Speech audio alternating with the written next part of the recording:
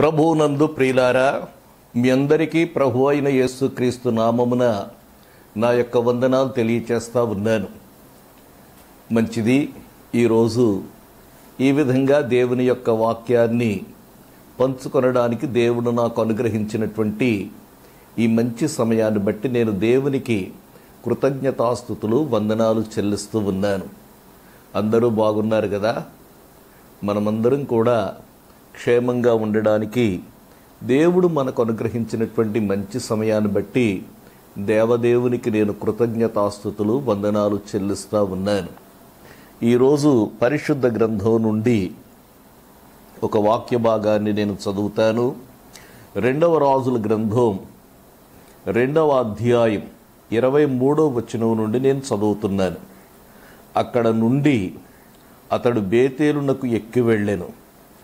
అతడు త్రోవను పోవుచుండగా బాలురు పట్టణములో నుండి వచ్చి బోడివాడ ఎక్కిపొమ్ము, బోడివాడ ఎక్కిపొమ్మని అతని అపహాస్యము చేయగా అతడు వెనుకకు తిరిగి వారిని చూచి యెహోవా నామమును బట్టి వారిని శపించెను.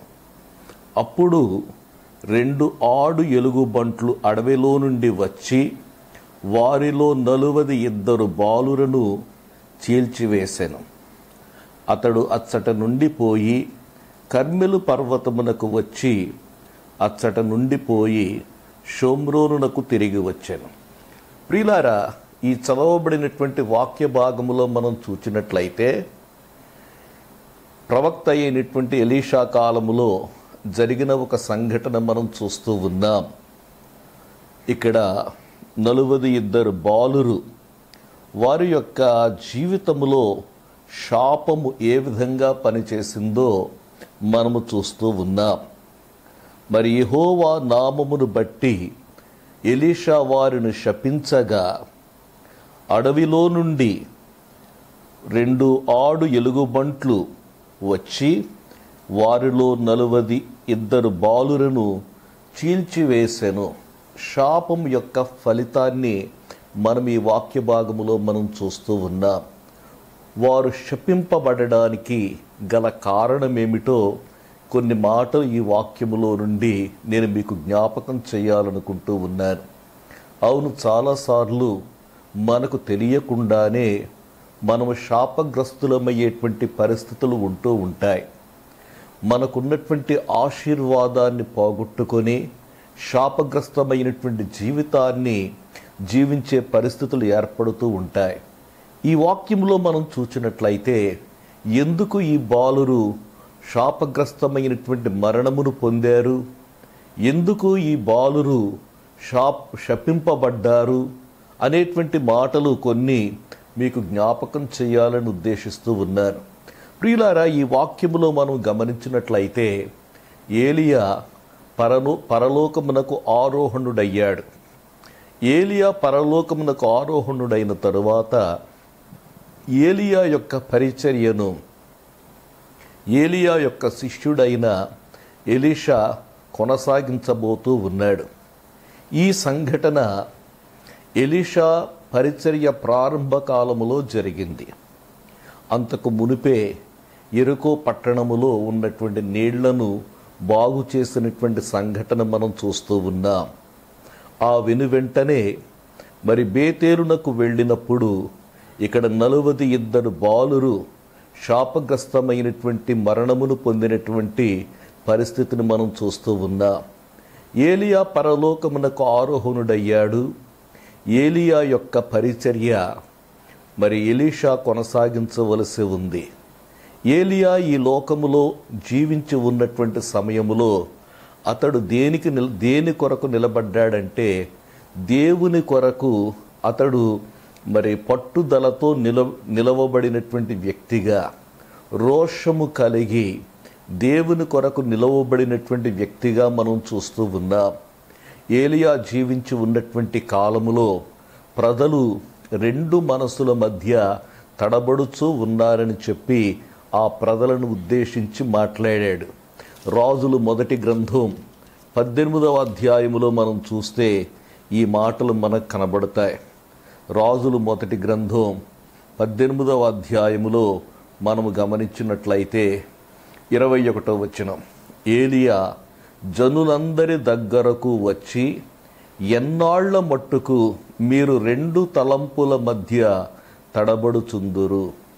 యెహోవా దేవుడైతే ఆయనను అనుసరించుడి, బయలు దేవుడైతే వానిని అనుసరించుడని ప్రకటన చేయగా, జనులు అతనికి ప్రత్యుత్తరముగా ఒక మాటైనను పలుకకపోయిరి. ప్రియులారా, ఈ వాక్య భాగములో మనం చూస్తూ ఉన్నాం, ప్రజలు 2 మనస్సుల మధ్య తడబడుతూ ఉన్నారు.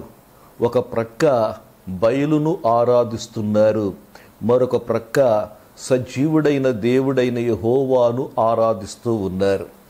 2 మనసుల మధ్య తడబడుతూ ఉన్నారు. ఎందుకు బయలును ఆరాధిస్తున్నారు అనేటువంటి ప్రశ్న మనం ఆలోచిస్తే, బయలు యొక్క ఆరాధన వారు ఎందుకు ఆరాధించారంటే, బయలును ఆరాధించుట వలన వారి పంటలు బాగా పండుతాయని, సంతానాభివృద్ధి కలుగుతుందని, మరి ఇలాంటి ఉద్దేశాలతో ఒక ప్రక్క బయలును ఆరాధిస్తూ ఉన్నారు.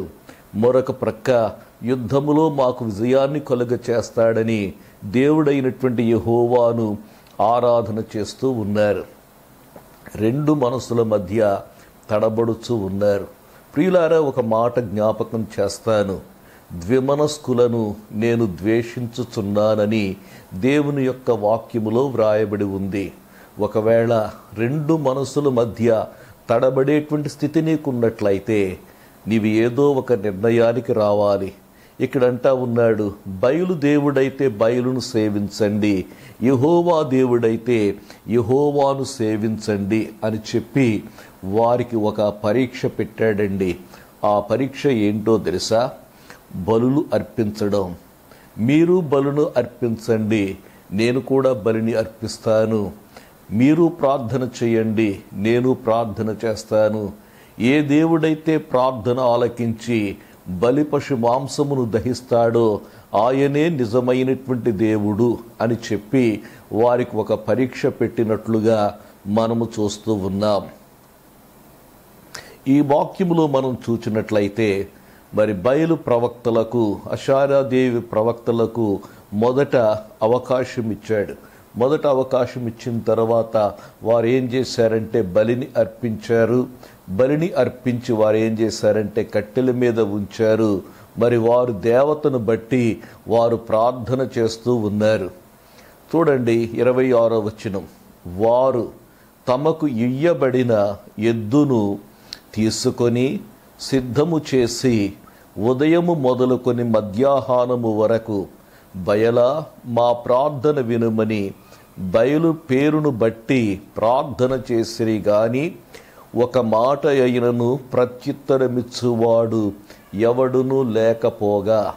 ప్రియులారా, ఈ వాక్య భాగములో మనం చూస్తూ ఉన్నాం, వారు ఏం చేస్తూ ఉన్నారంటే, మరి దేవునికి ప్రార్థన చేస్తా, బయలుకు ప్రార్థన చేస్తూ ఉన్నారు.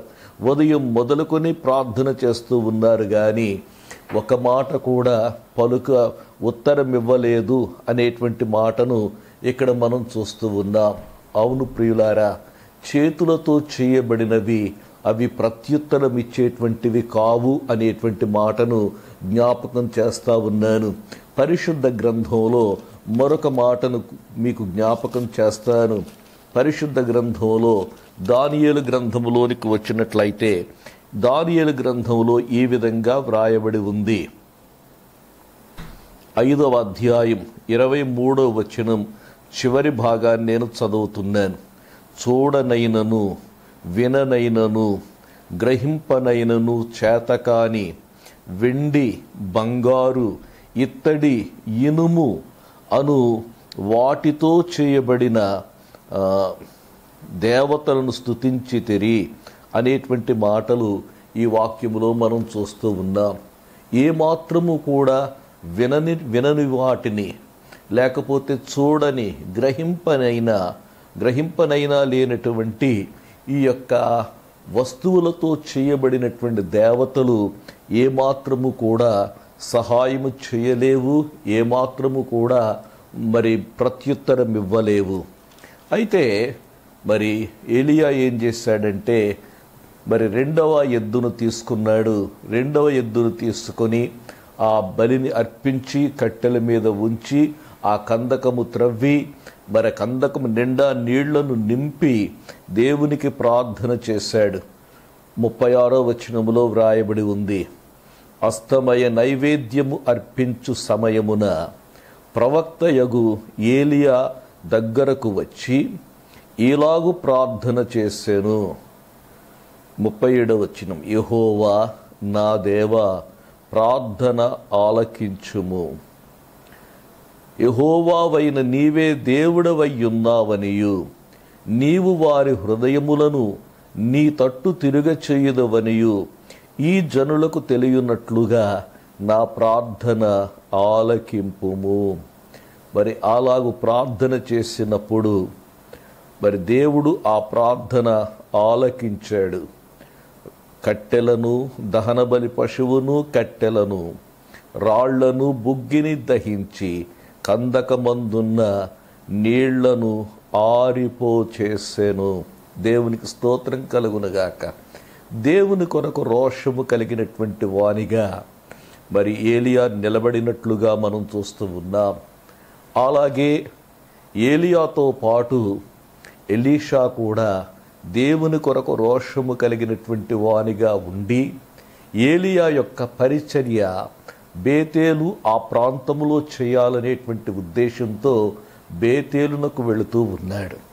ప్రియులారా, ఈ బేతేలును గూర్చి మనం ఆలోచన చేసినట్లయితే ఈ బేతేలు అనేటువంటిది ఏమైపోయిందంటే, ఈ బేతేలు అనేటువంటిది విగ్రహారాధనకు కేంద్రమైనట్లుగా మనం చూస్తూ ఉన్నాం.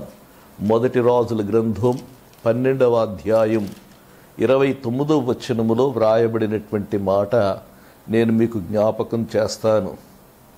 29వ వచనం, యెరూషలేమునకు పోవుట మీకు బహు కష్టము. ఇశ్రాయేలు వారలారా, ఐగుప్తు దేశములో నుండి మిమ్మును రప్పించిన మీ దేవుడు ఇవే అని చెప్పి ఒకటి బేతేలునందును ఒకటి దానునందును ఉంచెను.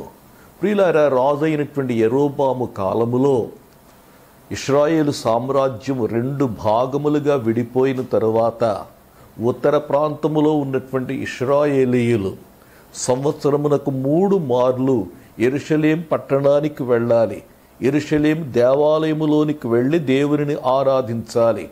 మరి వారు అలాగు వెళ్ళినప్పుడు వారి హృదయాలు మరలా యూదా రాజ్యము వైపునకు మళ్ళుతాయేమో అని చెప్పి రాజైనటువంటి యెరోబాము చేసినటువంటి పని ఏంటంటే, రాజైనటువంటి యెరోబాము ఒక దూడను చేయించి బేతేలులో ఒకటి పెట్టాడు, దానులో ఒకటి పెట్టాడు. విగ్రహారాధనకు కేంద్ర బిందువుగా మరి ఈ ప్రాంతము మారినట్లుగా మనం చూస్తూ ఉన్నాం.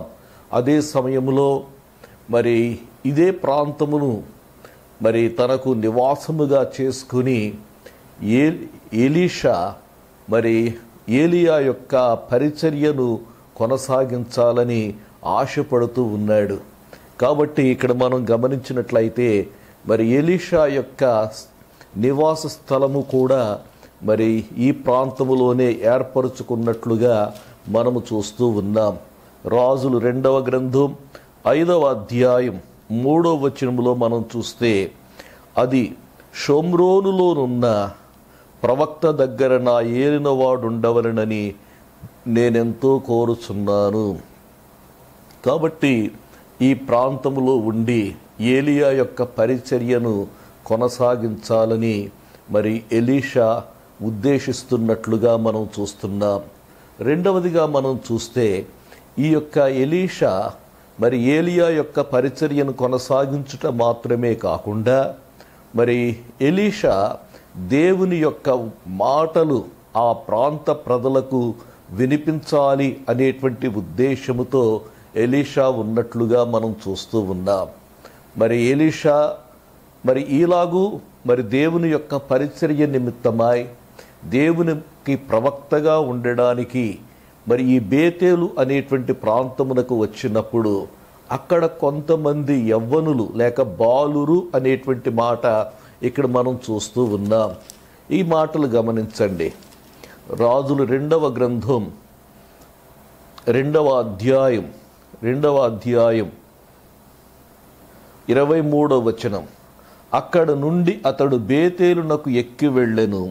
అతడు త్రోవను పోవుచుండగా బాలురు పట్టణములో నుండి వచ్చి అనేటువంటి మాట మనము చూస్తూ ఉన్నాం. బాలురు అనేటువంటి మాట, బాలురు అని ఇక్కడ వ్రాయబడింది. కానీ ఇదే మాట యోసేపును గూర్చి వ్రాసినప్పుడు యోసేపును గూర్చి కూడా బాలుడు అనేటువంటి మాట ఉంది. ఆ మాట వ్రాయబడేటువంటి సమయానికి యోసేపు 17 ఏళ్ల వయసు వాడు. అలాగే 2వ సమూయేలు గ్రంథం 18వ అధ్యాయం 5వ వచనంలో మనం చూస్తే బాలుడగు అబ్షాలోము అనేటువంటి మాట అంటాడు.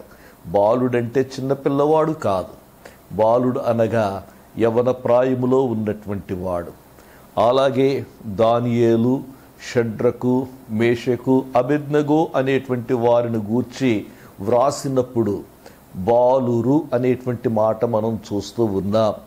ఈ నలుగురు బాలుర సంగతి ఏమనగా అనేటువంటి మాట దానియేలు 1వ అధ్యాయం 4వ వచనం, 10వ వచనం, 13వ వచనం, 15వ వచనం, 17వ వచనం, ఈ వచనాలన్నిటిలో కూడా మనము చూస్తూ ఉన్నాం. కాబట్టి ఈ మాటను బట్టి మనం గమనించవలసింది ఏంటంటే ఈ బాలురు కాదు కానీ యవ్వనస్తులు అని మనం గమనించాలి. ఈ యవ్వనస్తులు ఏం చేస్తున్నారంటే మరి అపహాస్యం చేస్తూ ఉన్నట్లుగా మనము చూస్తూ ఉన్నాం. ఇక్కడ అంటూ ఉన్నాడు అపహాస్యము చేయగా అనేటువంటి మాట గమనించండి. ప్రియమైనటువంటి యవ్వన బిడ్డలారా, మీకు ఒక మాట జ్ఞాపకం చేస్తాను నేను. యవ్వనమును బట్టి ఎవడూ కూడా మనలను తృణీకరింపనివ్వకుండా మనము జాగ్రత్త పడాలని నేను మీకు తెలియచేస్తూ ఉన్నాను. దేవుని యొక్క వాక్యములో ఒక మాట నేను చదువుతాను. తిమోతికి వ్రాసిన 1వ పత్రిక 4వ అధ్యాయం 11వ వచనాన్ని నేను చదువుతున్నాను. నీ యవ్వనమును బట్టి ఎవడును నిన్ను తృణీకరింపనీయకుము. నీ యవ్వనమును బట్టి ఎవ్వడు కూడా నిన్ను తృణీకరింపనీయొద్దు అని చెప్పి 5 సంగతులు చెప్పాడు. మాటలోను, ప్రవర్తనలోను, ప్రేమలోను, విశ్వాసములోను, పవిత్రతలోను విశ్వాసులకు మాదిరిగా ఉండుము. 5 విషయాల్లో యవనస్తులు మాదిరిగా ఉండాలి. కానీ ఈ బేతెలులో ఉన్నటువంటి ఈ బాలురు లేక ఈ యవ్వనుల యొక్క పరిస్థితిని మనం చూసినట్లయితే వీరిలో మాదిరికరమైనటువంటి జీవితం మనకు కనబడడం లేదు, వీరిలో మాదిరి లేదు. కాబట్టి ఈ ఒక హెచ్చరికను మనం చూస్తున్నాం. ఎవడును నిన్ను తృణీకరింపనియ్యకుండా చూచుకొనుము అనేటువంటి మాట మనం ఇక్కడ గమనిస్తూ ఉన్నాం. ఇంకొక మాట కూడా నేను జ్ఞాపకం చేస్తాను. తిమోతికి వ్రాసిన 1వ పత్రిక 2వ అధ్యాయం 22వ వచనాన్ని నేను చదువుతున్నాను. చూడండి, ఇది తిమోతికి వ్రాస్తూ అపోస్తలుడైనటువంటి పౌలు గారు అంటా ఉన్నాడు, తిమోతి, నీవు యవ్వనేచ్ఛల నుండి పారిపొమ్ము, యవ్వనేచ్ఛల నుండి పారిపొమ్ము అనేటువంటి మాటను ఇక్కడ తెలియచేస్తున్నాడు. పారిపొమ్ము, విడిచి పారిపొమ్ము. యవ్వనేచ్ఛలు అనగా యవ్వన కాలంలో స్వాభావికంగా పుట్టే చెడు కోరికలు అని అర్థం. యవ్వన కాలములో మరి స్వభావ సిద్ధంగా మరి స్వాభావికంగా పుట్టేటువంటి చెడు కోరికలను విడిచి పారిపొమ్ము అని చెప్తున్నాడు. పారిపోయి పవిత్ర హృదయులై ప్రభువునకు ప్రార్థన చేయువారితో కూడా నీతిని, విశ్వాసమును, ప్రేమను, సమాధానమును వెంటాడుము అనేటువంటి మాటను ఇక్కడ జ్ఞాపకం చేస్తూ ఉన్నాడు. కాబట్టి యవ్వన బిడ్డలారా జ్ఞాపకం చేసుకుందాం. యవ్వనస్తులు దేని చేత తమ నడతను శుద్ధి చేసుకుంటారు? దేవా, నీ వాక్యమును బట్టి దానిని జాగ్రత్తగా చూచుకొనుట చేతనే గదా అని దేవుని యొక్క వాక్యములో వ్రాయబడి ఉంది. కాబట్టి యవ్వన బిడ్డలారా, ఈ యవ్వన బిడ్డలు చేసినటువంటి పని మనము గమనించినట్లయితే, వారు ఎలీషాను చూచి ఏమంటున్నారంటే, బోడివాడ ఎక్కిపొమ్ము, బోడివాడ ఎక్కిపొమ్ము అనేటువంటి మాటలు వారు అంటూ ఉన్నట్లుగా మనము చూస్తూ ఉన్నాం. అంటే మరి అపహాస్యం చేశారు. ఎక్కడికి ఎక్కిపొమ్మంటున్నారు అని మనం ఆలోచిస్తే, వారి యొక్క మాటలను బట్టి చూస్తే, నీవు మాకు అక్కరలేదు అని ఎలీషాను తిరస్కరిస్తూ ఉన్నారు. తిరస్కార వైఖరి, తిరస్కార భావం వారి మాటల్లో కనబడుతుంది. నీవు ఇక్కడికి వచ్చి, ఈ బేతేలుకు వచ్చి నువ్వు చేసే పనేమి లేదు, నువ్వు వెళ్ళవయ్యా. ఈ బేతేలుకు నువ్వు రావాల్సినటువంటి అవసరత లేదు. మా మతం మాకుంది, మా నమ్మకాలు మాకున్నాయి, నువ్వు వచ్చి ఇక్కడ చేసేటువంటిది ఏమీ లేదు అని చెప్పి మరి పరిచర్యను తిరస్కరిస్తూ ఉన్నారు. ఎలీషా ప్రవక్త యొక్క దేవునిని తిరస్కరిస్తూ ఉన్నారు. ఎలీషా ప్రవక్త దేని కొరకై రోషంగా ఏలియాతో పాటు ఉండి పనిచేశాడు, దానిని వారు తిరస్కరిస్తూ ఉన్నట్లుగా మనం చూస్తూ ఉన్నాం. ఈ యవనస్తులు వారు తిరస్కరించి అపహాస్యం చేస్తున్నారు అనేటువంటి మాటను ఈ వాక్యములో మనం గమనిస్తూ ఉన్నాం. నిజమే ప్రియులారా, ఒకవేళ మనము కూడా దేవునిని, దేవుని యొక్క పరిచర్యను, దేవుని యొక్క మాటను మనము తిరస్కరించి అపహాస్యము చేసేటువంటి వారిగా ఉన్నట్లయితే అది ఎలాంటి పరిస్థితి వస్తుందో మీకు కొన్ని మాటలు జ్ఞాపకం చేస్తాను. సామెతల గ్రంథం 1వ అధ్యాయం 22వ వచనాన్ని నేను చదువుతున్నాను.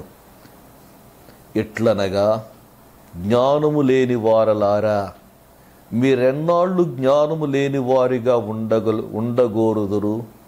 అపహాసకులారా, మీరెన్నాళ్ళు అపహాస్యము చేయుదురు?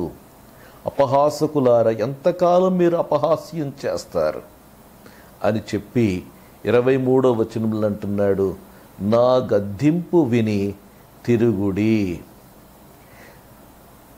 ఆలకించుడి, నా ఆత్మను మీ మీద కృమ్మరింతును అని చెప్పి దేవుడు మాట్లాడుతూ ఉన్నాడు. అయితే వారు వినలేదు. వినకపోతే వారికి కలిగింది ఏంటంటే అపాయము కలిగింది. అప్పుడు దేవుడు అంటూ ఉన్నాడు, మీకు అపాయము వచ్చినప్పుడు నేనేం చేస్తానంటే నేను అపహాస్యం చేస్తాను అనేటువంటి మాట అంటా ఉన్నాడు. 27వ వచనం, భయము మీ మీదికి తుఫాను వలె వస్తుంది, సుడిగాలి వచ్చినట్లు మీకు అపాయము కలుగుతుంది, మీకు కష్టమును దుఃఖమును ప్రాప్తించినప్పుడు నేను అపహాస్యము చేస్తాను, నేను అపహాస్యం చేస్తానని దేవుడు అంటా ఉన్నాడు. కాబట్టి వీరు అపహాస్యం చేస్తూ ఉన్నారు. మరొక మాట నేను జ్ఞాపకం చేస్తాను. 3వ అధ్యాయం 34వ వచనాన్ని చదువుతున్నాను. ఈ మాట గమనించండి.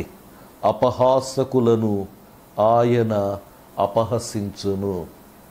నీవు దేవుని యొక్క మాటను తృణీకరించి నీవు అపహాస్యం చేస్తే, దైవ సేవకుని యొక్క పరిచర్యను తృణీకరించి నీవు అపహాస్యం చేస్తే, దైవ సేవకులు దేని కొరకైతే రోషము కలిగి ఉన్నారో దానిని నీవు అపహాస్యం చేస్తే, నీవు దేవుని చేత అపహసించబడతావు. అయితే దీనుని ఎడల ఆయన దయచూపును అనేటువంటి మాట మనము చూస్తూ ఉన్నాం. సామెతల గ్రంథం 9వ అధ్యాయములో ఈ మాట జ్ఞాపకం చేస్తాను. 9వ అధ్యాయం 12వ వచనం చూడండి. నీవు జ్ఞానివైన ఎడల నీ జ్ఞానము నీకే లాభకరమగును. నీవు జ్ఞానివైతే ఆ జ్ఞానము వలన నీకు లాభం. జ్ఞానం అనగా దేవుడే, ఆయనే జ్ఞానమై ఉన్నాడు. ఇక్కడ వారు జ్ఞానమును వారు తృణీకరించారు. నీవు అపహసించిన ఎడల దానిని నీవే భరింపవలెను అనేటువంటి మాటను ఇక్కడ సామెతల గ్రంథకర్త తెలియచేస్తా ఉన్నాడు. 19వ అధ్యాయం 29వ వచనం చూడండి. 19వ అధ్యాయం 29వ వచనం. అపహాసకులకు తీర్పులను, బుద్ధిహీనులకు వీపులకు దెబ్బలను నియమింపబడి ఉన్నవి. ఒకవేళ నీవు అపహాస్యము చేసేవాడిగా ఉంటే నీకేమి నియమింపబడిందంటే దేవుని యొక్క తీర్పు నియమింపబడింది అనేటువంటి మాటను ఈ సందర్భంగా తెలుసుకోవాలి. అలాగే 21వ అధ్యాయం 11వ వచనాన్ని నేను చదువుతూ ఉన్నాను. అపహాసకుడు దండింపబడుట చూచి జ్ఞానము లేనివాడు జ్ఞానము పొందును, జ్ఞానము గలవాడు ఉపదేశము వలన తెలివినొందును. కాబట్టి ఈ మాటలు కూడా మనం జ్ఞాపకం చేసుకుందాం. ఈ యవ్వనస్తులు ఏం చేస్తున్నారంటే, బోడివాడ ఎక్కిపొమ్ము. ఎక్కిపొమ్ము అంటే ఎక్కడికి ఎక్కిపోవాలి? ఎక్కిపొమ్ము అంటే అర్థం ఏంటంటే, నీ యొక్క గురువుగారైనటువంటి ఏలియా గారు ఎలాగైతే పరలోకమునకు ఆరోహణుడయ్యాడో నీవు కూడా అక్కడికే వెళ్ళవయ్యా. ఇక్కడ నీకు పని లేదు, నీ పని అయిపోయింది, ఇక్కడ నీవు ఉండక్కరలేదు, నీవు మాకు అవసరత లేదు, నీ మాటలు మాకు అక్కరలేదు, మా ఊర్లో నీవు ఉండవలసినటువంటి పని లేదు, నీవు వెళ్ళిపో అని చెప్పి వారు ఏం చేస్తున్నారంటే బోడివాడ ఎక్కిపొమ్ము, బోడివాడ ఎక్కిపొమ్మని చెప్పి వారు అపహాస్యము చేసినట్లుగా మనం చూస్తూ ఉన్నాం. ప్రియులారా, మనము గమనించినట్లయితే మరి వారు చేసినటువంటి పని అది శిక్షార్హమైనటువంటి పని. ఎలీషా యొక్క భౌతిక రూపాన్ని చూచి ఆ రూపమును బట్టి వారు ఏం చేస్తున్నారంటే మరి ఎలీషాను మరి గేలి చేస్తూ ఉన్నట్లుగా మనం చూస్తూ ఉన్నాం. ప్రియులారా, చాలాసార్లు ఏం జరుగుతుందంటే మనిషి యొక్క భౌతిక రూపాన్ని చూచి ఆ రూపాన్ని బట్టి మనం ఏం చేస్తామంటే కామెంట్ చేస్తాం, లేకపోతే అపహాస్యం చేస్తూ ఉంటాం. చాలా జాగ్రత్తగా ఉండాలండి. ఒక మాట మీకు తెలియచేస్తాను నేను. యాకోబు పత్రిక 3వ అధ్యాయములో వ్రాయబడినటువంటి ఒక మాటను నేను చదువుతాను. చూడండి, 9వ వచనం. దీనితోనే మనం ఏం చేస్తున్నామంటే తండ్రి అయిన ప్రభువును స్తుతింతుము, దీనితోనే దేవుని పోలికగా పుట్టిన మనుష్యులను శపింతుము. ప్రియులారా, ఈ వాక్యంలో మనం చూసినట్లయితే దీనితోనే, మన నాలుకతోనే మనం ఏం చేస్తామంటే దేవుని పోలికగా పుట్టిన మనిషిని మనం ఏం చేస్తున్నామంటే శపిస్తూ ఉన్నాము అనేటువంటిది మనము గమనించాలండి. దీనితోనే మనం ఏం చేస్తున్నామంటే శపిస్తూ ఉన్నాం. ప్రతి మానవుడు కూడా దేవుని యొక్క పోలికలో పుట్టాడు. ఒక వ్యక్తి పొడుగుండొచ్చు, లేకపోతే పొట్టిగా ఉండొచ్చు, ఒక వ్యక్తి లావుగా ఉండొచ్చు, మరొక వ్యక్తి సన్నంగా ఉండొచ్చు. ప్రియులారా, ప్రతి వ్యక్తి కూడా దేవుని యొక్క పోలికలో సృష్టింపబడినటువంటి వాడు. ఈ దేవుని పోలికలో సృష్టింపబడినటువంటి మనిషిని చూచి మనము మరి కామెంట్ చేస్తే, లేకపోతే మరి శాపవచనం గనక మనం పలికితే అది మంచిది కాదు. ఇక్కడ వీళ్ళు చేసినటువంటి పని ఏంటంటే ఇతని యొక్క బాహ్య రూపమును చూచి వాళ్ళు ఏం చేస్తున్నారంటే బోడివాడ అని చెప్పి అంటా ఉన్నారు. ఆ రోజుల్లో పాత నిబంధన కాలంలో బహు తక్కువ మంది మరి ఈ యొక్క బట్టతలతో ఉండేటువంటి వారు. ఎవరైనా ఎక్కువ జుట్టు కలిగి ఉన్నారంటే వారు చాలా బలము కలిగినటువంటి వారిగా, అందమైనటువంటి వారిగా గుర్తించేటువంటి వారు. ఒకవేళ ఎలీషా యొక్క రూపము వారికి అంతగా ఆకర్షణీయమైనటువంటి రూపముగా ఉండి ఉండకపోవచ్చు. వారు ఏమంటున్నారంటే అపహాస్యం చేస్తున్నారు. బీదను చూచి వెక్కిరించువాడు అతని సృష్టికర్తను నిందించువాడని దేవుని యొక్క వాక్యం తెలియచేస్తూ ఉంది. కాబట్టి ప్రియులారా, ఇక్కడ మనం గమనిస్తూ ఉన్నాం, బోడివాడ ఎక్కిపొమ్ము, బోడివాడ ఎక్కిపొమ్మని చెప్పి మరి తిరస్కార భావాన్ని వారు వ్యక్తపరిచారు. కాబట్టి వారు శాపగ్రస్తమైనటువంటి స్థితికి వారు వచ్చినట్లుగా మనము చూస్తూ ఉన్నాం. ఈ సందర్భంగా ఒక మాట జ్ఞాపకం చేస్తాను నేను. పరిశుద్ధ గ్రంథం నుండి లేవీకాండ గ్రంథం 26వ అధ్యాయం 22వ వచనం 21 నుండి చదువుతాను. మీరు నా మాట విననొల్లక నాకు విరోధముగా నడచిన ఎడల నేను మీ పాపములను బట్టి మరి 7 అంతలుగా మిమ్మును బాధించెదను. ఇక్కడ దేవుడు అంటా ఉన్నాడు, నా మాటను తృణీకరించి నా మాట విననొల్లక మీరు నాకు విరోధముగా మీరు నడుచుకుంటే మీ పాపములను బట్టి నేను మిమ్మును బాధించెదను, 7 అంతలుగా మిమ్ములను బాధించెదను.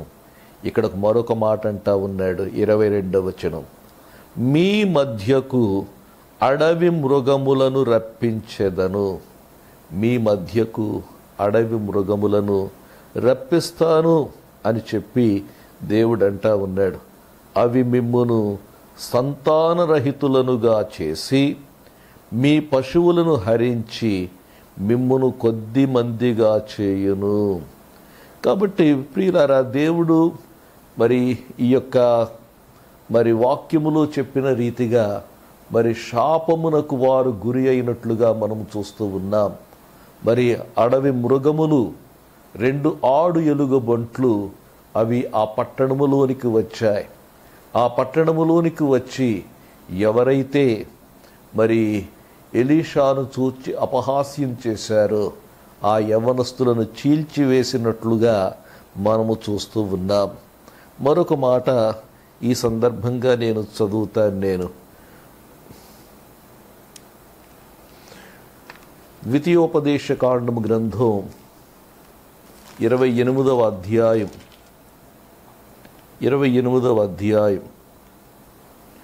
15వ వచనములో ఈ మాట ఉంది. నేను నీకు ఆజ్ఞాపించు ఆయన సమస్తమైన ఆజ్ఞలను కట్టడలను నీవు అనుసరించి నడుచుకొనవలెనని నీ దేవుడైన యెహోవా సెలవిచ్చిన మాట వినని ఎడల ఈ శాపములన్నీయు నీకు సంభవించును.